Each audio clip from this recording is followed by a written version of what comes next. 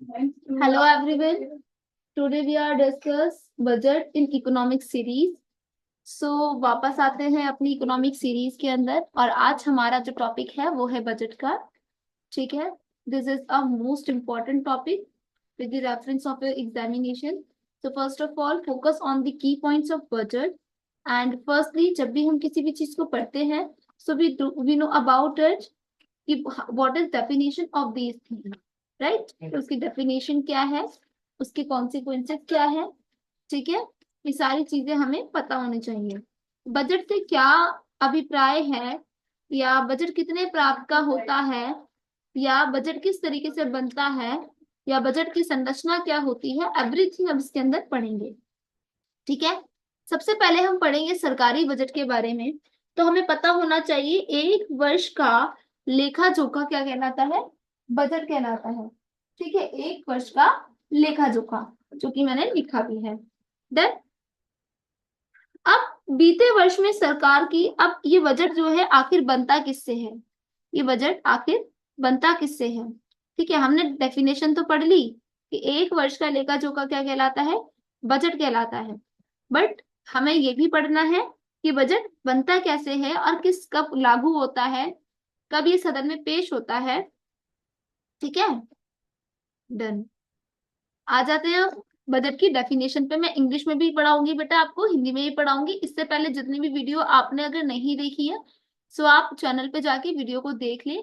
और बच्चे अगर चैनल अभी तक सब्सक्राइब नहीं किया है सो उसको भी सब्सक्राइब कर दे. वीडियो अच्छी लगे तो लाइक कमेंट जरूर करना. चलिए पढ़ते हैं बजट की definition. What is budget.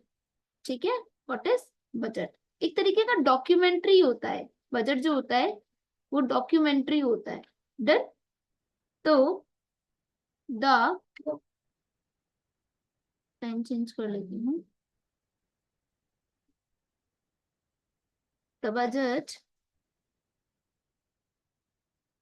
Budget the budget plays plays a vital role in our economy. Role in the economy. हमारी इकोनॉमी में बहुत ज्यादा इंपॉर्टेंट रोल प्ले करता है बजट. ठीक है. बेसिकली अगर हम बात करें, basically government budget is the annual statement. Basically हम क्या कहें, गवर्नमेंट बजट क्या होता है. जैसे गवर्नमेंट बजट की डेफिनेशन क्या है, तो हम बोल सकते हैं द एनुअल द एनुअल एक लेखा वर्ष जो मैंने आपको बोला ना, तो एनुअल स्टेटमेंट होती है. क्या होती है, annual statement. Annual statement that show, जो शो करती है, that show receipt receipt that show receipts and expenditure. देखो रिसेप्ट्स क्या, जो हमें रिसीव हुआ है, एंड एक्सपेंडिचर्स क्या, एक्सपेंडिचर्स क्या, जो जो हमने खर्च करना है ऑफ अ ईयर. ठीक है. ऑफ अ फाइनेंशियल ईयर या ईयर. ठीक है. तो अब बजट क्या होता है बेसिकली, जैसे मान लेते हैं आप भी तो अपने घर का बजट बनाते होंगे, है ना. आप भी अपने घर का बजट बनाते होंगे, राइट. तो क्या होता है बजट. ठीक है. तो बेसिकली क्या होता है, देखो जो भी मेरी आय है, जो मुझे रिसीव हुआ है, ठीक है, आय, आय यानी कि इनकम, और व्यय के लिए जो मैं लेखा जोखा लिखती हूँ, सारा लेखा जोखा लिखती हूँ, वो मेरा बजट कहलाता है. जो मैं एक लेखा वर्ष का, देश में जो है हम हर साल बजट लिखते हैं कि सरकार को जितनी इनकम प्राप्त होगी वो, और जितनी हमें खर्च करना है सरकार को वो. ठीक है. वो सब क्या कहलाता है, बजट कहलाता है. समझ गए, राइट. अब आते हैं बच्चे, इसके बारे में जानते हैं कि बजट जो है वो 1 फरवरी को क्या करते हैं. बजट जो है वो 1 फरवरी को, एक minute,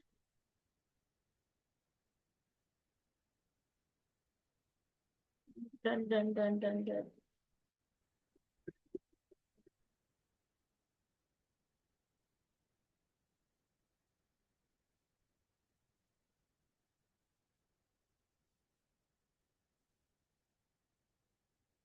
just a minute and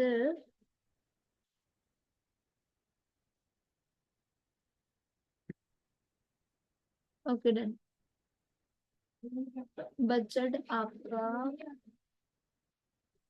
wait, ठीक है, पेज नंबर 2, पेज नंबर 2।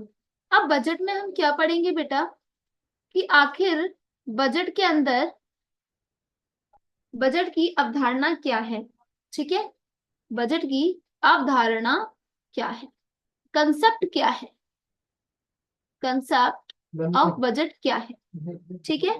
फरवरी एक जाना माना दिन है, 1 फरवरी, जब वित्त मंत्री का वार्षिक बजट संसद में अनुमोदन के लिए प्रस्तुत होता है। बजट प्रकट करता है क्या, देखो 1 फरवरी, 1 फरवरी, ठीक है, एक ऐसा दिन है जब आपका फाइनेंशियल मिनिस्टर जो होता है, फाइनेंस मिनिस्टर है, ठीक है, वो क्या करते हैं, हमारी कौन है ये मुझे आप बताएंगे कमेंट में, फाइनेंस मिनिस्टर कौन है हमारी, ठीक है। जब हमारी फाइनेंस मिनिस्टर क्या करती है बेटा, जब हमारी फाइनेंस मिनिस्टर बजट को संसद के, बजट जो है हमारी फाइनेंस मिनिस्टर बजट को, आप लिखते चले इसी तरीके से, बजट को संसद में, कहां पर, संसद यानी कि पार्लियामेंट के अंदर प्रस्तुत करती हैं, कहां पर, पार्लियामेंट के अंदर, ठीक है, पार्लियामेंट के अंदर क्या करती हैं बेटा, प्रस्तुत करती हैं, ठीक है।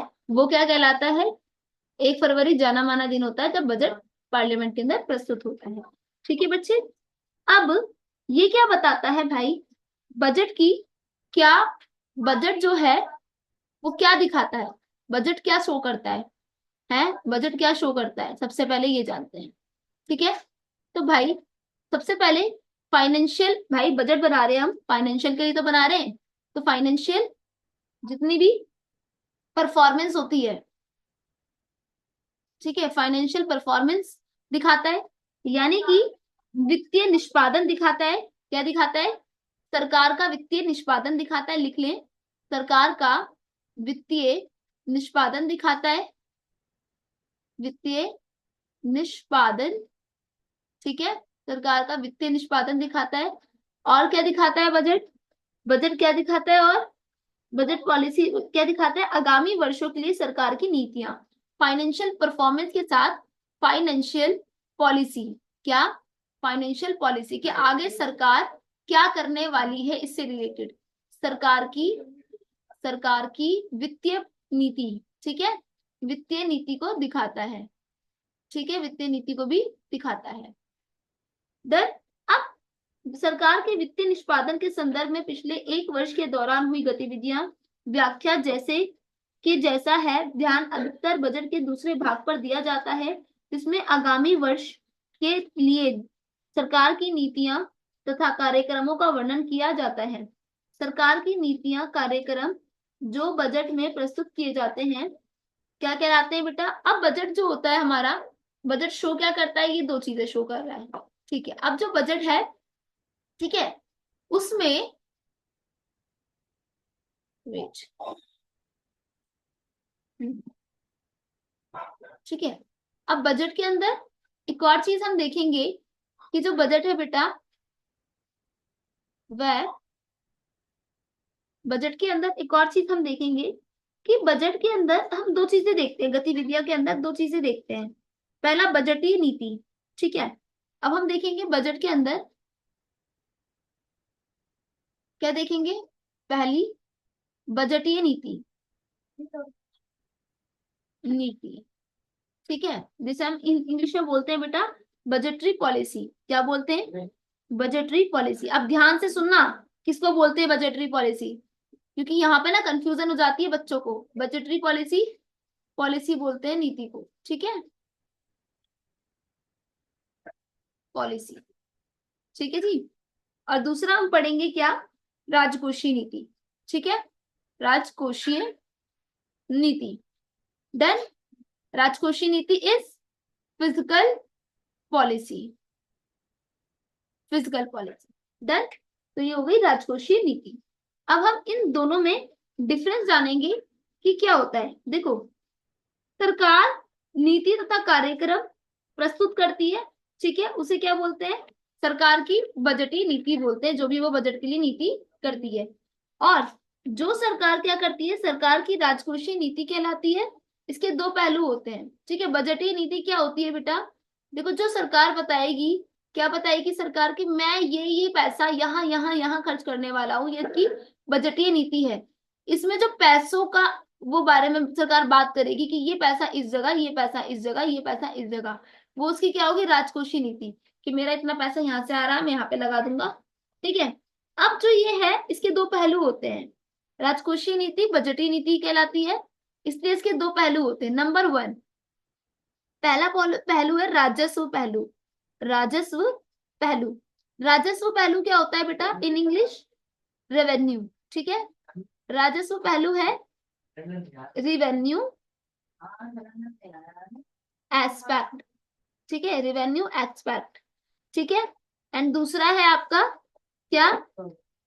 सेकंड है आपका, दूसरा है व्यय पहलू। व्यय मतलब खर्च होता है ना?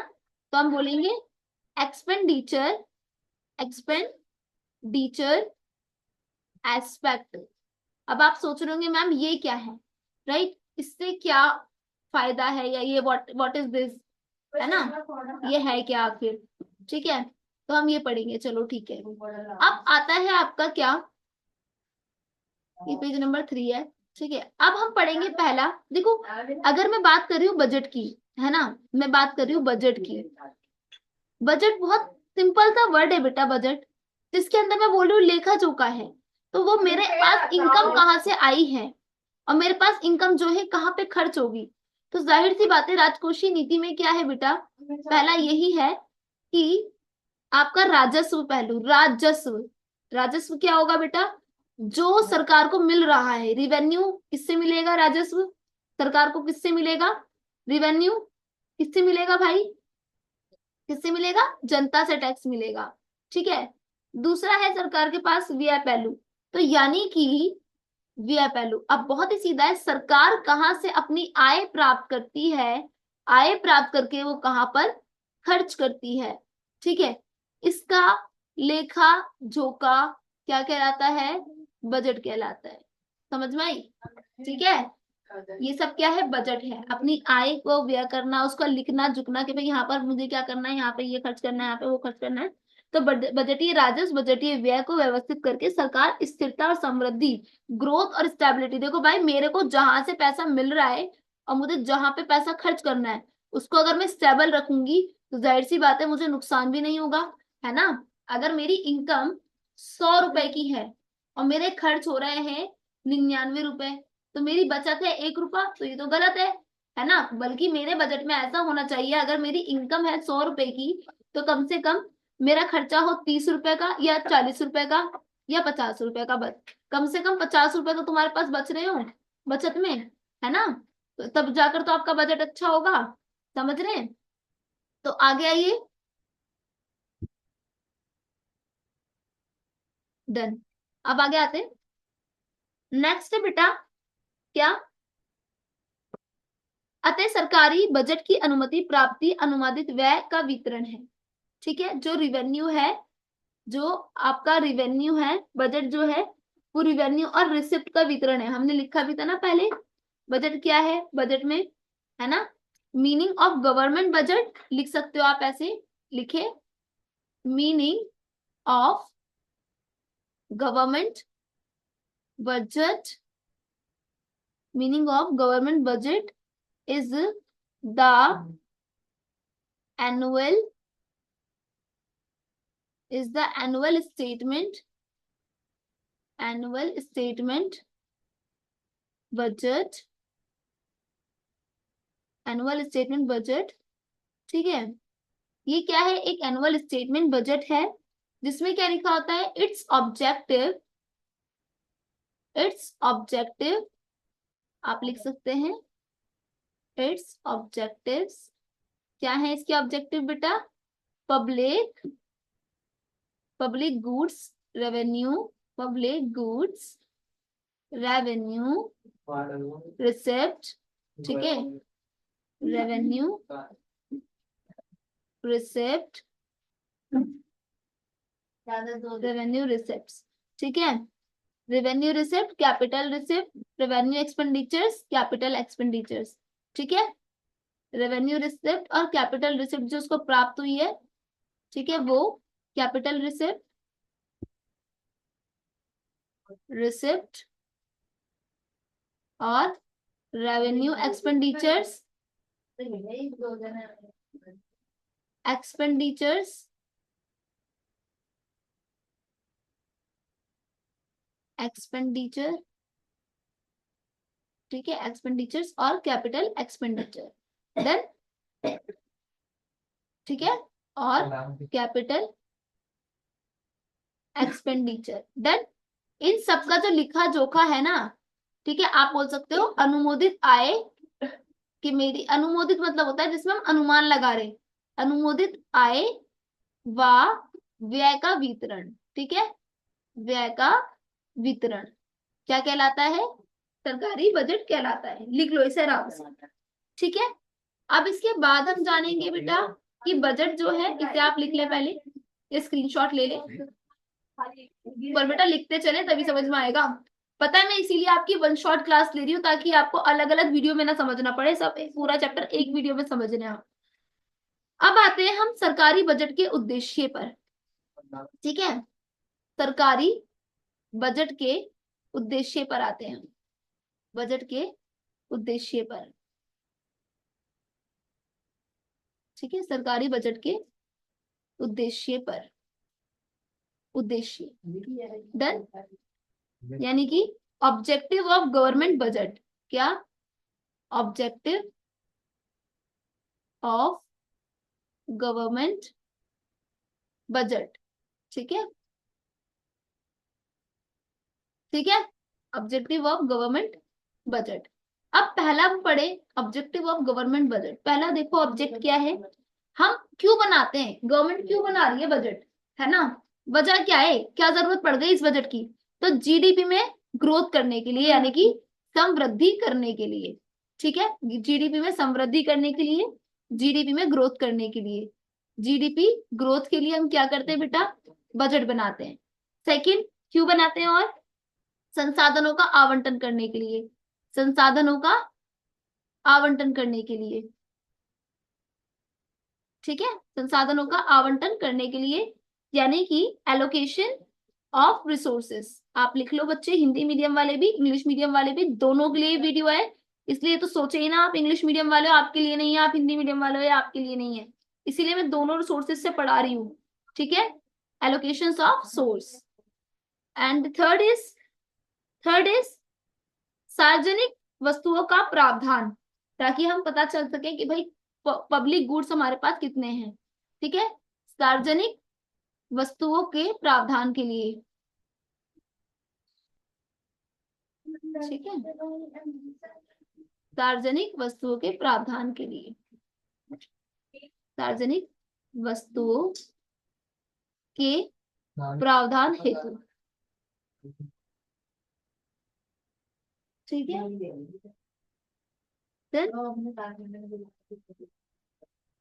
प्रोविजन ऑफ पब्लिक गुड्स, ठीक है, प्रोविजन ऑफ पब्लिक गुड्स, ठीक है। फोर्थ इज आय तथा संपत्ति का पुनः वितरण, आय तथा संपत्ति का पुनः वितरण, ताकि हम अपनी आय का, अपनी इनकम का और संपत्ति का दोबारा से वितरण कर सकें, कि भाई मुझे खर्च कहाँ पे करनी है, बचाना कहाँ पर है, इन्वेस्टमेंट कहाँ पे करनी है। तो redistribution redistribution redistribution of income and wealth, ठीक है, अपनी इनकम का भी और वेल्थ का भी हम रिडिस्ट्रीब्यूशन कर सके, ठीक है। The fifth point is why we need to budget, and किसके लिए? बैलेंस्ड रीजनल ग्रोथ, संतुलित भी और प्रादेशिक भी, संतुलित प्रादेशिक समृद्धि, ठीक है, संतुलित प्रादेशिक समृद्धि, के लिए हम क्या करते हैं, बजट का निर्माण करते हैं। तो आप लिख सकते हैं बैलेंस्ड, बैलेंस्ड रीजनल ग्रोथ, ठीक है, बैलेंस रीजनल ग्रोथ, ठीक है जी, डन। ठीक है, इसके अलावा हम इकोनॉमिक स्टेबिलिटी के लिए भी हम बजट का बनाते हैं बजट। ठीक है, आप लिखना चाहें तो एक और पॉइंट लिख ले, इकोनॉमिक स्टेबिलिटी यानी कि आर्थिक स्थिरता के लिए भी हम अपनी बजट को तैयार करते हैं। और भाई जरूरी भी होता है, जब तक बजट नहीं होगा तो हमें कैसे पता चलेगा कि हमें कहाँ पे खर्च करना है, कहाँ पे बचाने की जरूरत है ना। तो ये हमें होने की जरूरत है पता कि भाई हम क्या क्या करें। ठीक है, इकोनॉमिक स्टेबिलिटी, इकोनॉमिक स्टेबिलिटी के लिए भी हमें जरूरी होता है बजट। ठीक है, डन। अब कंप्लीट हो गया कि भाई बजट क्यों जरूरी है। ठीक है, अब हमने ये भी पढ़ लिया बजट क्यों जरूरी है, एंड हमने ये भी पढ़ लिया कि बजट क्या है। ठीक है, अब आ जाते हैं हम ये पढ़ने के लिए कि भाई बजट को, आखिर बजट की संरचना कैसे होती है, बजट कैसे बनाया जाता है। ठीक है, हम ये देख लेते हैं बजट कैसे बनाया जाता है। डन, आ जाते हैं बजट कैसे बनाया जाता है। तो हम पढ़ेंगे अब क्या, स्ट्रक्चर ऑफ बजट। क्या पढ़ेंगे, स्ट्रक्चर ऑफ बजट। ठीक है, स्ट्रक्चर ऑफ बजट।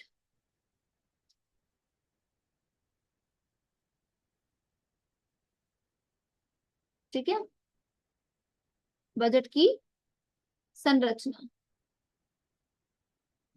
डन, हम पढ़ेंगे बजट की संरचना। बच्चे फिर कहूंगी कि आप एक बार नोट्स हाथों हाथ लिखते चले, जो मैं बोल रही हूँ वो भी इंपॉर्टेंट है, जो मैं लिखवा रही हूँ वो भी इंपॉर्टेंट है।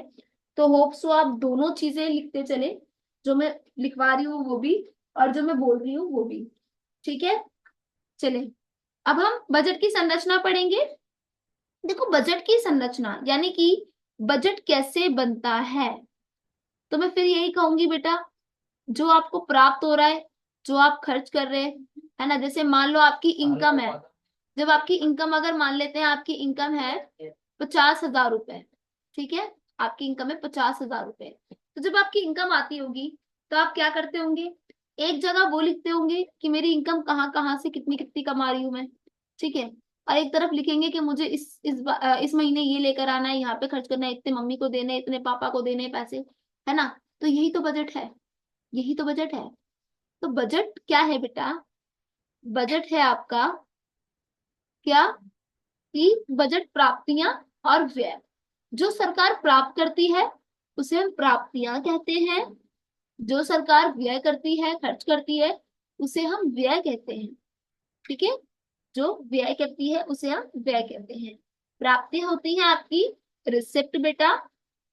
ठीक है बच्चे, प्राप्तियां होती हैं आपकी रिसिप्ट, और एक्सपेंडिचर होता है व्यय। एक्सपेंडिचर है व्यय। ठीक है, एक्सपेंडिचर होता है आपका व्यय। तो इन दोनों का अब हम ये देखेंगे भाई प्राप्तियां कितने प्रकार की होती हैं, आखिर सरकार को पैसा मिल कितना रहा है, कहाँ खर्च कर रही है, तो हमसे ज्यादा बेहतर कोई नहीं जानता, है ना। तो प्राप्तियां कितने प्रकार की होती हैं सरकार की, ये हम देखेंगे। तो प्राप्तियों में हम पढ़ेंगे राजस्व प्राप्तियां, राजस्व प्राप्तियां यानी कि रेवेन्यू रिसिप्ट। ठीक है, एक तो रेवेन्यू पढ़ेंगे और एक पढ़ेंगे हम दूसरा पूंजीगत। पहले रेवेन्यू पढ़ते हैं। ठीक है, रेवेन्यू होता है आपका, जाहिर सी बात है, रेवेन्यू मीन्स, रेवेन्यू मीन्स कर, इट मीन्स टैक्स।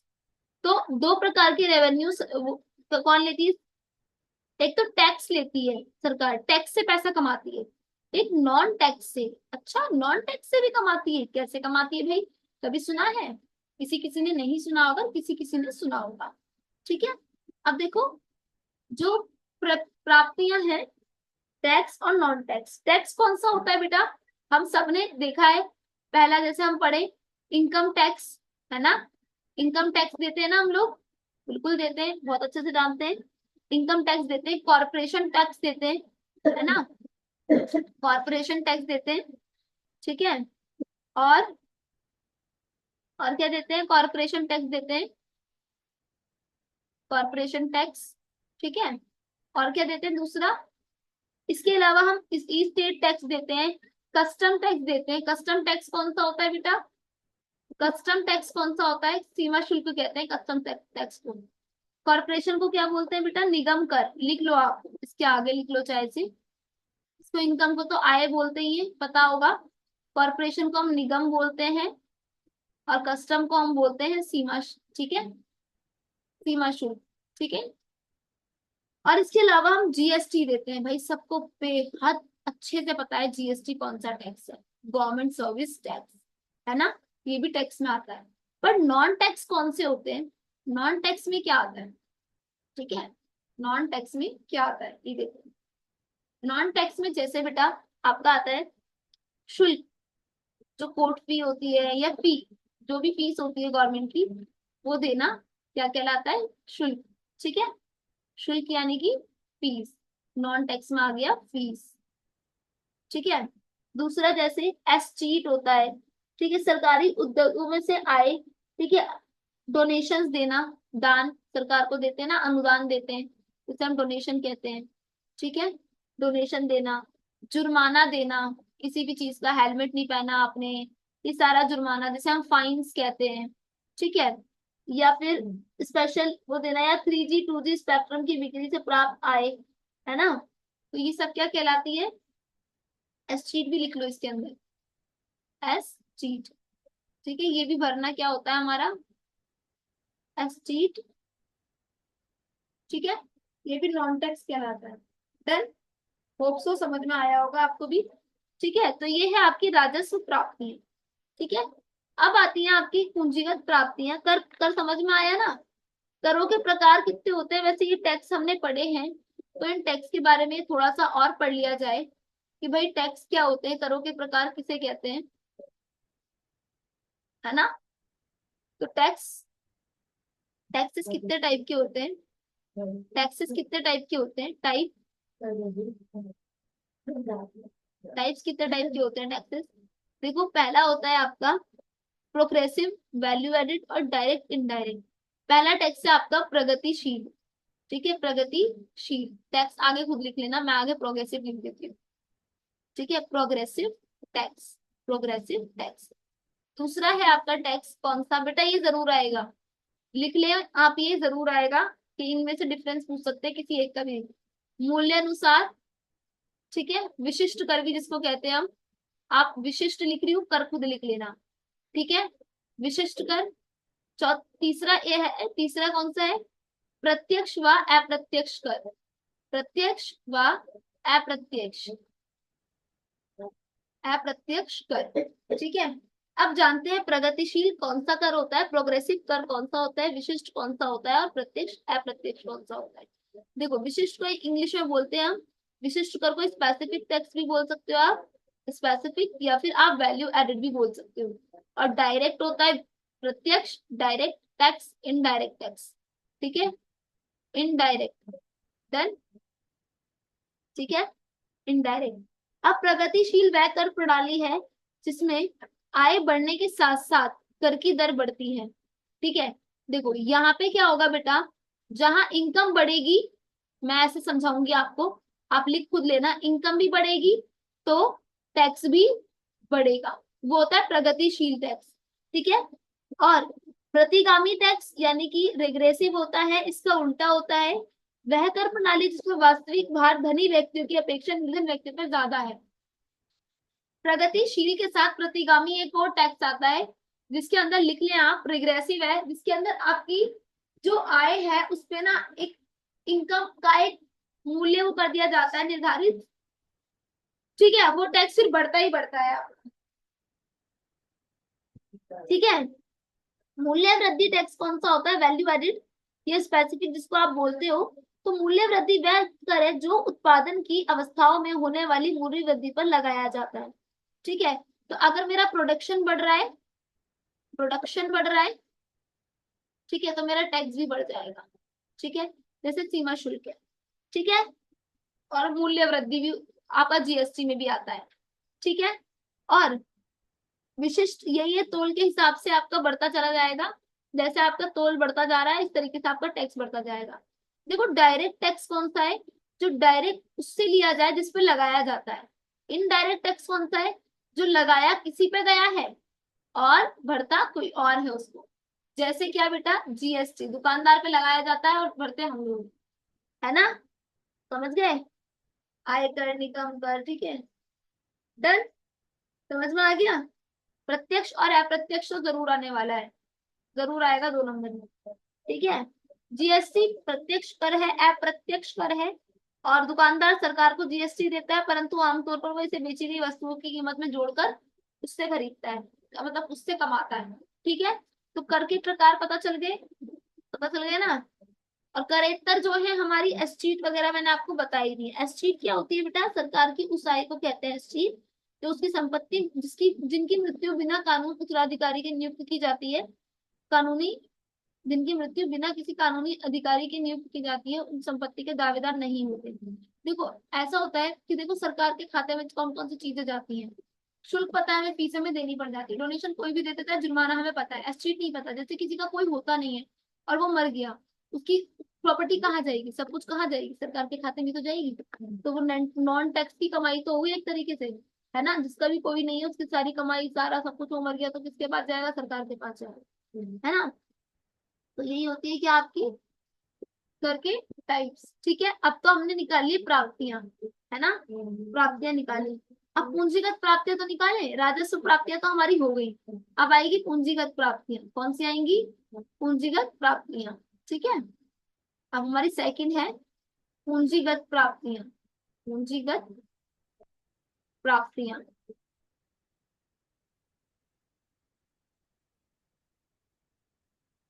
ठीक है। पूंजीगत प्राप्तियां, इन्हें प्राप्तियों से क्या होता है बेटा, सरकार की देयता उत्पन्न होती है। अब बेटा जब यहाँ पर रिसिप्ट जो है credit liability of the government, यानी कि पूंजीगत प्राप्तियां, जब मैं रेवेन्यू की बात कर रही थी, यहाँ पे सरकार की कोई देयता उत्पन्न नहीं होती, तो हम बोल सकते थे कि these receipt not create a liability for the government. इस रिसिप्ट के बदले हम जो सरकार को ये पैसे दे रहे हैं, इसके बदले सरकार हमें कुछ नहीं दे रही है, ठीक है। अब ये जो है पूंजीगत प्राप्तियां जो है, हम इसमें देखते हैं सरकार की देयता उत्पन्न होती है, क्या है, सरकार की देयता उत्पन्न होती है, ठीक है, देयता उत्पन्न होती है, डन। यानी कि these receipts, these receipts, these receipts create our, these receipts create a liability, liability for the government, the government, ठीक है। उदाहरण के लिए सरकार द्वारा लिए जाने वाले ऋण का देयता, इन्हें वापस किया जाता है, उन्हें सरकार को पूंजीगत प्राप्तियां कहा जाता है, ठीक है। जैसे कि पूंजीगत प्राप्तियां क्या होती है, रिकवरी ऑफ लोन, क्या होता है पूंजीगत प्राप्तियां, रिकवरी ऑफ लोन, ठीक है, ऑफ लोन, है ना। आप बोल सकते हो ऋण की वसूली, ऋण की वसूली, ठीक है, क्या कहलाती है ऋण की वसूली, पूंजीगत प्राप्तियां कहलाती हैं। दूसरा आपका हो सकता है, दूसरा आपका हो सकता है पूंजीगत प्राप्तियों में क्या, उधार, बोरिंग्स ऑफ अदर लायबिलिटी, तो आप लिख सकते हो बोरिंग्स, बोरोइंग, ठीक है, एंड अदर लायबिलिटी, तो आप लिख सकते हो डायरेक्ट उधार, ठीक है, उधार। अन्य रिसिप्ट भी हो सकती है जिनके बदले सरकार की देयता उत्पन्न होती है, तो हम बोल सकते हैं अन्य रिसिप्ट यानी कि अदर रिसिप्ट, ठीक है, हम बोल सकते हैं अदर रिसिप्ट। आप लिखते चले बच्चे इसको प्लीज, ठीक है। तो इसके अलावा लिखेंगे अन्य प्राप्तियां, ठीक है, अन्य प्राप्तियां, खुदाया। चलो, ऋण की वसूली, जैसे जब इन ऋण में ऋण की वसूली की जाती है तो सरकार की परिसंपत्ति कम हो जाती है, पूंजीगत प्राप्तियों में वर्गीकृत किया जाता है इसी को। और उधार लेना यानी कि उधार लेने के फसल स्वरूप मुद्रा प्राप्त होती है, जो पूंजी प्राप्ति माना जाता है, ठीक है।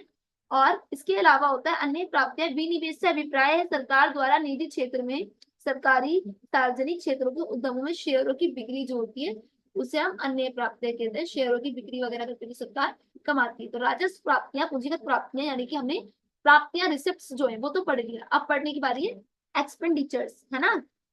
बजट व्यय, बजट व्यय में भी पहला आता है आपका राजस्व व्यय। क्या आता है? राजस्व व्यय, यानी कि क्या करते हैं हम? रिवेन्यू एक्सपेंडिचर्स करते हैं। क्या करते हैं? रिवेन्यू एक्सपेंडिचर्स करते हैं सरकार, एक्सपेंडिचर, ठीक है, एक्सपेंडिचर्स रिवेन्यू, ठीक है। अब इसमें क्या होता है? ये सरकार के लिए परिसंपत्ति का निर्माण नहीं करता, ये सरकार की देयता में कमी नहीं करता। राजस्व व्यय से अभिप्राय है एक वित्तीय वर्ष में किए जाने वाले अनुमोदित व्यय, ठीक है, जिसका फलस्वरूप परिसंपत्ति का निर्माण नहीं होता, ना ही देयता में कमी होती है। मतलब ये कि ऐसा व्यय, ऐसा खर्च जिससे क्या हो रहा है बेटा?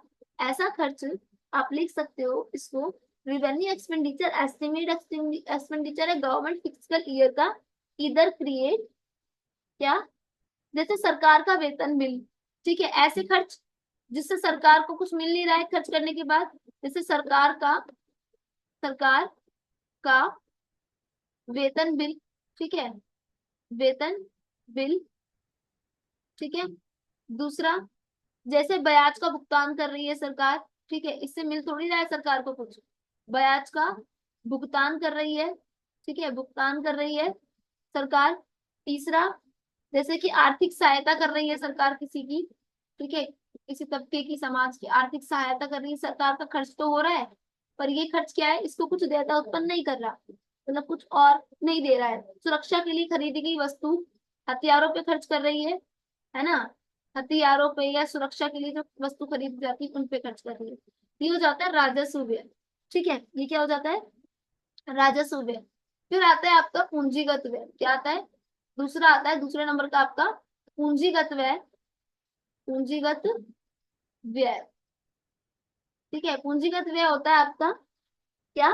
Capital expenditure, capital expenditure, expenditure, ठीक है, जिसमें हम क्या देखते हैं? कैपिटल एक्सपेंडिचर के अंदर हम क्या देखते हैं कि पहला आपका हो सकता है कि सरकार क्या कर रही है? परिसंपत्तियों का निर्माण कर रही है और इसमें देयता का काम होता है, जैसे भूमि और भवन पर व्यय करना। कोई भूमि खरीद रही है सरकार, उस पर काम करवाएगी, है ना, भूमि और भवन खरीद रही है, तो भाई उससे उसको प्रॉफिट भी आएगा वापस, है ना, उस पर खर्च कर रही है। मशीनरी पे काम कर रही है, शेयरों की खरीद कर रही है, मशीनरी पे काम कर रही है, शेयर मार्केट से शेयर्स खरीद रही है ना, शेयरों पे काम कर रही है। आप ये चीज हिंदी में भी लिख सकते हो, इंग्लिश में भी लिख सकते हो, सॉरी, ठीक है। इसके बाद अब योजना और योजनातर व्यय भी होता है, जो योजनाओं पे खर्च होता है ना, पूंजीगत व्यय, वो भी कहलाता है आपका। देन तो होप सो आपको इतना तो समझ में आ गया होगा कि सरकार के बजट की संरचना कैसी होती है ना। बजट की संरचना समझ में आई? होप सो आई होगी बेटा, और समझना आनी भी चाहिए भाई, ठीक है। तो देखो, राजस्व व्यय, पूंजीगत व्यय, राजस्व प्राप्ति, पूंजीगत प्राप्तियां, ठीक है, दोनों राजस्व प्राप्तियां और पूंजीगत, ये भी प्राप्तियां हैं आपकी, है ना, प्राप्तियां तो पढ़ रहे थे हम इसमें इधर, तो यार राजस्व प्राप्ति हो, पूंजीगत प्राप्ति है, तो बेटा इनको अच्छे से आप संरचना भी पढ़ लें, ठीक है। बजट हो गया, बजट की डेफिनेशन हो गई, इसके बारे में हो गया, इसका स्ट्रक्चर हो गया, ठीक है। अब क्या बचा है? अब बचा है आपका बजट घाटा क्या है, ठीक है। अब आपका बचा है बजट घाटा क्या है और पूंजीगत घाटा क्या है, ठीक है। बजट घाटा और पूंजीगत घाटा हम पढ़ेंगे, ठीक है। पेज नंबर 5 है ये, ठीक है। तो पेज नंबर 3 का आपका, ठीक है, पेज नंबर 2 है, 3 है, और ये पेज नंबर आपका 4 है। देन आ जाओ, ठीक है, हाँ जी। अब आता है आपका बजट हो गया, राजस्व बजट हो गया, पूंजीगत बजट हो गया पूरा, ठीक है। अब बजट घाटा क्या है, राजस्व घाटा क्या है, राजकोषीय घाटा क्या है, प्राथमिक घाटा क्या है, ये सब पढ़ेंगे, ठीक है। क्या क्या पढ़ेंगे हम? पहला पहला पढ़ते हैं, चलो, बजट घाटा, ठीक है। हम पढ़ेंगे बजट डिफिसिट, इसको हम हिंदी में बोलते हैं बजट घाटा, ठीक है, हम बोलते हैं बजट घाटा। डन। अब हम बजट घाटा पढ़ते हैं। वह क्या है? वह घाटा है जिससे अभिप्राय स्थिति से जिसमें सरकार बजट व्यय बजट प्राप्तियों से अधिक होती है। जहां पर बेटा बजट व्यय, जो व्यय है वो ज्यादा होती है, प्राप्तियां कम होती हैं। भाई वहां पे इनकम सरकार की बेचारे की कम हो रही है, ठीक है।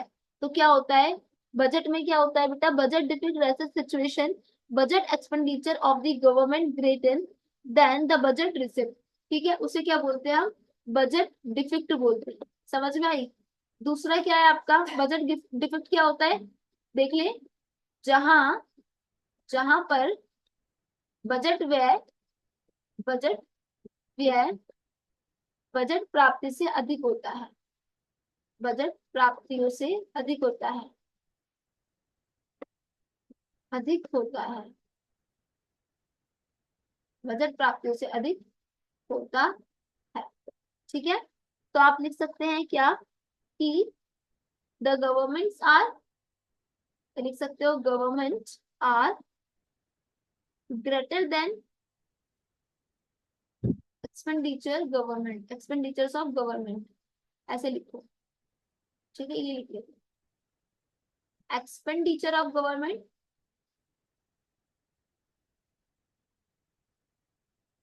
Is the greater than, greater than expenditure of government किससे बड़ा होता है बेटा? बजट रिसीव से बड़ा होता है, ठीक है। बजट रिसिप्ट से बड़ा होता है, ठीक है।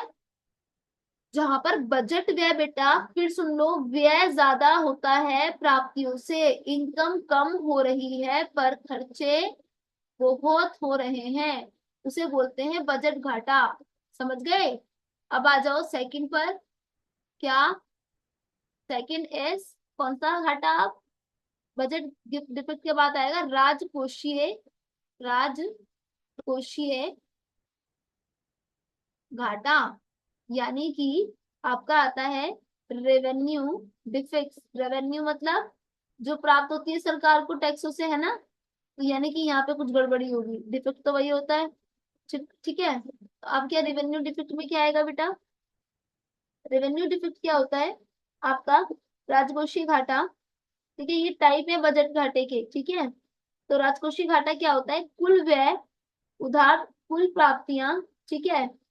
तो कुल व्यय और कुल व्यय जो है प्राप्तियों पर क्या हो जाती है बेटा? अधिकता हो जाती है। Fiscal deficit excess the total expenditures over the total receipts, क्या होती है बेटा? ओवर हो जाती है टोटल कुल व्यय, इसमें कुल प्राप्तियों पे भारी पड़ जाता है, ठीक है। कुल व्यय जहां जहां कुल व्यय कुल प्राप्तियों पर, कुल प्राप्तियों पर, कुल प्राप्तियों पर क्या पड़ जाता है बेटा? कुल प्राप्तियों पर भारी पड़ जाता है, ठीक है। कुल प्राप्तियों पर अधिक हो जाता है, मतलब यार प्राप्तियां जो है हमारी वो ज्यादा अधिक हो जाती है किससे? कुल व्यय से। व्यय मतलब खर्चों से ज्यादा हो जाती है, ठीक है। व्यय मतलब खर्चों से ज्यादा हो जाती है कुल व्यय से, ठीक है। राजकोषीय घाटा, टोटल खर्च ज्यादा है। आप बोल सकते हो डायरेक्ट कि, क्या बोल सकते हैं आप कि total expenditures, total total expenditure, total expenditure over, over हो जाता है टोटल रिसिप्ट, ठीक है। टोटल रिसिप्ट से ज्यादा हमारा टोटल एक्सपेंडिचर हो जाता है, ठीक है। तो आप लिख दोगे टोटल जो खर्च है, टोटल खर्च ज्यादा है और टोटल इनकम कम है। टोटल की बात हो रही है, टोटल इनकम कम है। डन? समझ में आया? राजकोषीय घाटा, ठीक है। अब आएगा आपका कौन सा? राजस्व घाटा। राजस्व प्राप्तियों पर राजस्व व्यय की अधिक, जो राजकोषीय है टोटल कुल प्राप्तियां हो गई। अब आएगा राजस्व घाटा, ठीक है। राजस्व घाटा, क्यों रेवेन्यू राजकोषीय क्या था आपका,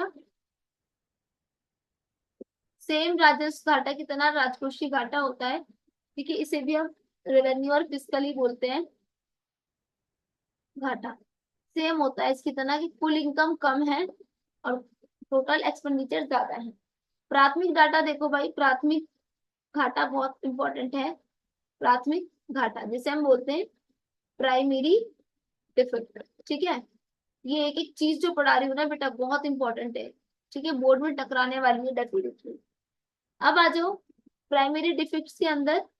प्राइमरी डिफेक्ट्स क्या होता है बेटा, वह घाटा जो ब्याज से भुगतान के बीच अंतर होता है। प्राइमरी घाटा क्या होता है बेटा, जहां पर क्या होता है, यह राजकोषीय घाटा तथा ब्याज के भुगतान के बीच अंतर होता है। यानी कि ब्याज जो है, सीधी सीधी बात है, देखो जो राजकोषीय घाटा है, प्राथमिक घाटा होता है राजकोषीय घाटा। प्राथमिक घाटा क्या होता है कि जो राजकोषीय घाटा है, ठीक है, राजकोषीय घाटा और क्या, ब्याज भुगतान, ठीक है, ब्याज भुगतान। ब्याज भुगतान क्या होता है बेटा, भुगतान, ब्याज भुगतान क्या होता है कि जो फिजिकल डिफेक्ट होता है वो इंटरेस्ट पेमेंट के बीच में क्या होता है, बहुत डिफरेंस होता है। तब हमारा क्या होता है, तो आप लिख सकते हो प्राइमरी डिफेक्ट इज, प्राइमरी यानी कि प्राथमिक घाटा, primary defect is is the difference between, difference between physical defect, physical defect, physical defect and interest, and interest, interest payment, ठीक है। इस इंटरेस्ट पेमेंट और इसके बीच में बहुत ज्यादा जो डिफरेंस आ जाता है उसी को बोलते हैं क्या, घाटा, प्राथमिक घाटा।